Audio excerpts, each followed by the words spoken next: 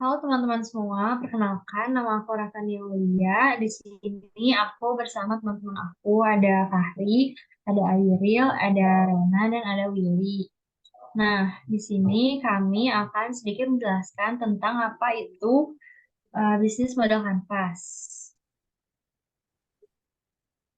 Jadi, bisnis model kanvas adalah kerangka kerja untuk menggambarkan model bisnis dengan tujuan utama untuk mengungkap operasi bisnis dan hubungan antara pemangku kepentingan. Bisnis model kanvas itu terbagi menjadi tiga bagian utama.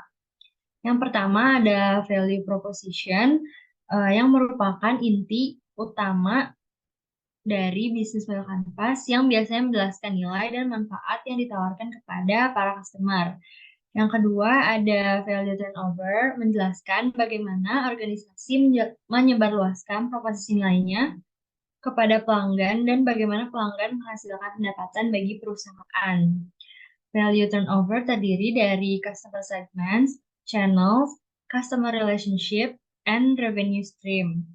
Dan yang ketiga ada value generation, menjelaskan apa yang dibutuhkan dalam sumber daya, aktivitas, dan mitra untuk menciptakan proposisi nilai dan biaya yang terkait dengan aktivitas yang dilakukan.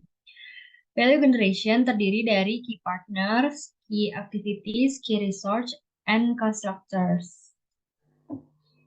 Nah, untuk lebih jelasnya, kami telah membuat sebuah model dari perusahaan Gojek. Yang pertama itu ada value proposition.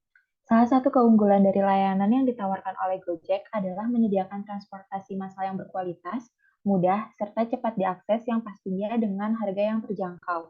Juga terdapat promo-promo yang menarik. Untuk memudahkan transaksi antara penumpang dengan driver, Gojek menyediakan transaksi non-tunai yang yaitu GoPay sehingga apabila penumpang tidak memiliki uang pas, driver tidak perlu kesulitan untuk mencari uang kembalian. Kedua, ada key partner. Pada bagian ini merupakan bagian di mana ada beberapa pihak-pihak yang mendukung keberlangsungan perusahaan Gojek. Gojek memiliki beberapa key partners, di antaranya seperti para driver ojek dan taksi online, pihak perbankan yang mendukung untuk melakukan top up GoPay, para penggalang dana, dan penyedia jasa asuransi kesehatan. Nah, untuk yang ketiga, ada key activities. Pada bagian ini merupakan kegiatan yang dilakukan oleh Gojek untuk menciptakan value proposition serta strategi yang dilakukan oleh perusahaan Gojek dalam mencapai target perusahaannya. Yang dilakukan oleh Gojek sendiri, diantaranya yaitu melakukan ride hailing atau memanggil pengemudi untuk diantar ke tempat yang dituju. Selain ride hailing juga terdapat pula food delivery, payment service berupa GoPay, logistik and delivery, maupun financial services. Lalu ada key resources.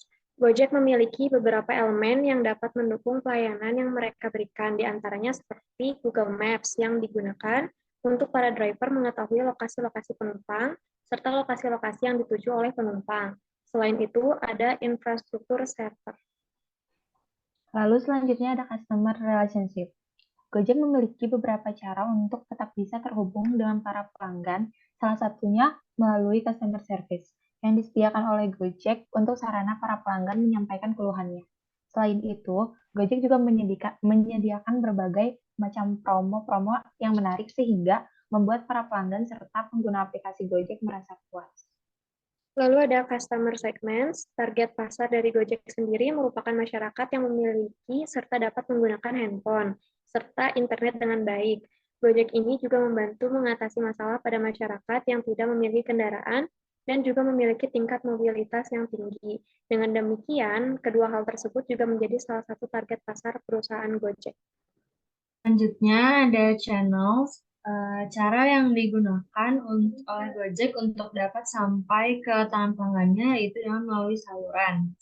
Saluran yang dimaksud di sini berupa media seperti aplikasi Gojek itu sendiri yang dapat langsung dengan mudah digunakan oleh para penggunanya. Kemudian bisa melalui media eksternal seperti iklan dan testimoni para pelanggan di aplikasi Gojek bahkan di sosial media. Selain itu, dapat melalui feedback dari para pengguna Gojek juga. Oke, yang kemudian ada cost structure. Bagian ini merupakan bagian yang menunjukkan pengeluaran apa saja yang dibutuhkan oleh Gojek untuk menjalankan bisnisnya. Perusahaan Gojek memiliki beberapa cost structure diantaranya seperti sistem pembagian gaji dan bonus kepada para driver dan mitra Gojek, penyewaan infrastruktur server, gaji para pegawai perusahaan, biaya API Google Maps, biaya untuk pemeliharaan dan perbaikan server, biaya untuk membayar para brand ambassador Gojek, dan sebagainya. Lalu pada bagian selanjutnya ada revenue stream. Bagian ini merupakan bagian yang penting di mana perusahaan Gojek dapat menghasilkan pendapatannya. Strategi mereka dalam menghasilkan pendapatan sangat penting, mengingat mereka perlu berjuang di pasar yang sangat kompetitif. Berikut adalah sumber utama pendapatan Gojek. Yang pertama ada komisi layanan. Gojek memiliki daftar fitur yang luas yang diizinkan untuk konsumen dengan imbalan yang signifikan.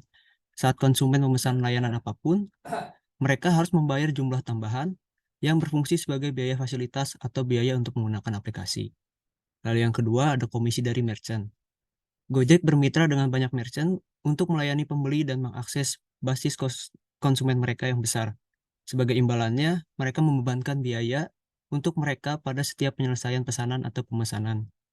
Lalu yang ketiga ada komisi dari pengemudi.